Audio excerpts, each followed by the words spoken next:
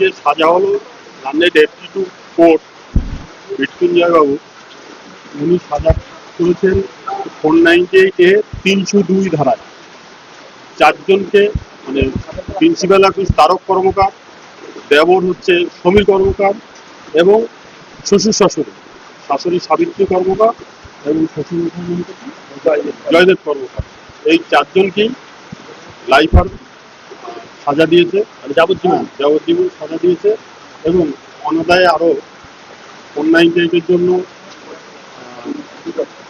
ফাইনটা করেছে 10,000 টাকা, আর অনাদায়ে তার জন্য আরো মানে সাজা বাড়িয়েছে।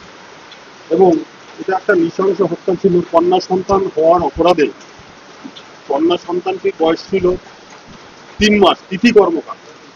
এই কন্যা সন্তানটি কেন জন্মেছে সেই জন্য এর উপর অত্যাচারটা করা হয়েছিল অমানবিক, এবং পণের দাবিতেও অত্যাচার করা হয়েছিল।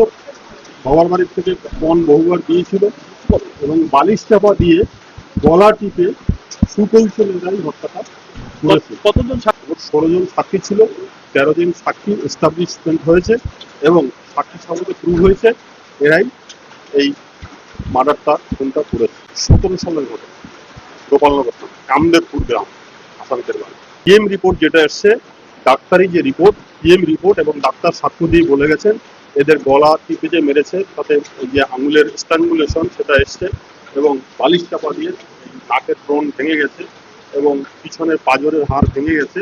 শুধু একার দ্বারা একটা সুকৌশল হয়নি, সবাই মিলে এর সঙ্গে যুক্ত। এই সাক্ষী শপথ এটা প্রমাণ্য এবং এভিডেন্সে এবং মেডিকেল, মানে জুরিসপ্রুডেন্স যেটা মেডিকেলও সেটা এসছে। চারজনকে কি একই যাবজ্জীবন কি আনটিল ডেথ নাকি? হ্যাঁ, যাবজ্জীবন মানে কি, যতদিন বাঁচবে সেটাই তো যাবজ্জীবন।